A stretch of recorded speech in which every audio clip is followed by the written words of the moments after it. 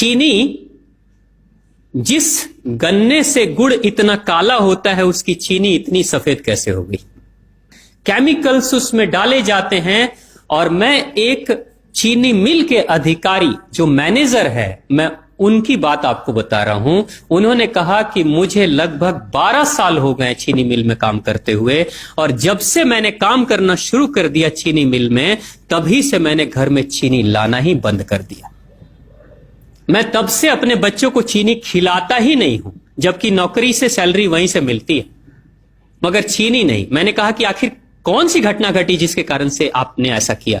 तो उन्होंने बताया एक छोटी सी घटना, कि चीनी मिल में जो ये पानी निकलता है ना, चीनी के बनने के बाद उस प्रोसेसिंग में जो पानी निकलता है, उस पानी में वो सारा केमिकल भी मिक्स रहता है, और उस पानी को चीनी मिल वाले लोग अक्सर एक टंकी में जमा करके रखते हैं। ये सभी चीनी मिल वालों के पास में होता है, आप भी कभी जाएंगे तो आपको भी पता चलेगा। वो टंकी में वो पानी रखा जाता है, लेकिन रोज रोज प्रोसेसिंग हो रहा है, रोज चीनी बन रही है, रोज बहुत सारा पानी आ रहा है, तो आखिर कब तक?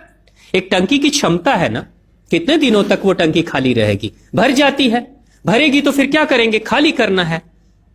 तो क्या किया था चीनी मिल के लोगों ने? सोचा कि छोड़ो ना, अब कहां जाएंगे उसको फेंकने के लिए कहीं दूर, क्योंकि अब उतनी बड़ी टंकी जिसमें हजारों गैलन पानी है, उसके लिए ट्रांसपोर्ट में कितना खर्च आएगा, तो बेहतर होगा रात के अंधेरे में कहीं खेत में डाल देते हैं।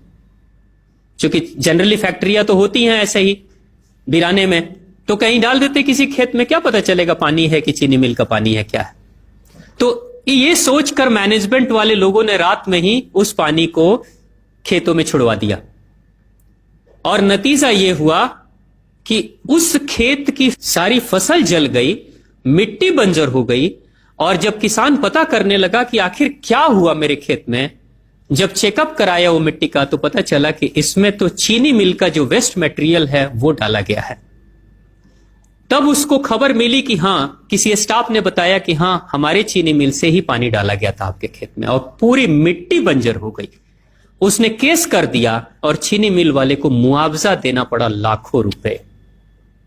तभी से वो स्टाफ कहते हैं कि जो मिट्टी को बंजर कर दे वो इंसान के शरीर में जाए तो क्या करेगी।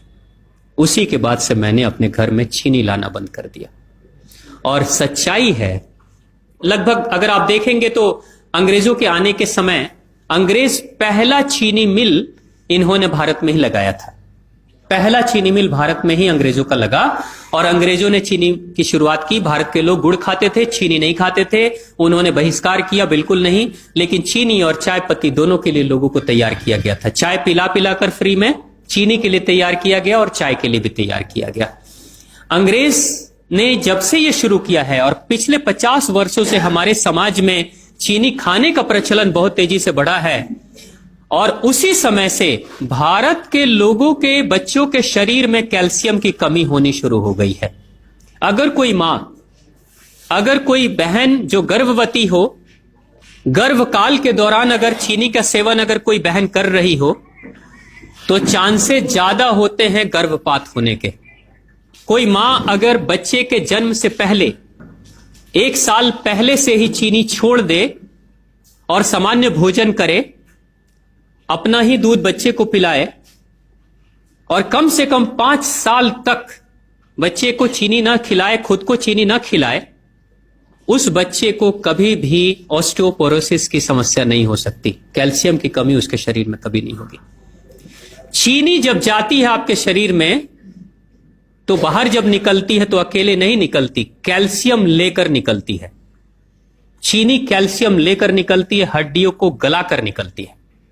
और जिसके शरीर में कैल्शियम की कमी हो जाती है, उसके शरीर में मैग्नीशियम, पोटेशियम, आयरन सबकी कमी हो जाती है। कैल्शियम वो तत्व है कि जिसके शरीर में कम हो जाए, सारे तत्व कम हो जाएंगे, और कैल्शियम की कीमत पे चीनी हम खाते हैं। भारत, पाकिस्तान, बांग्लादेश, नेपाल, ऐसे कुछ देशों के अलावा दुनिया के बहुत सारे ऐसे राष्ट्र हैं जहां चीनी का इस्तेमाल ही नहीं होता। आज भी चीनी खाते नहीं, बहुत सारे देश नहीं खाते बिल्कुल। आप गुड़ खाया करिए, वो ज्यादा बेहतर है, चीनी को छोड़िए।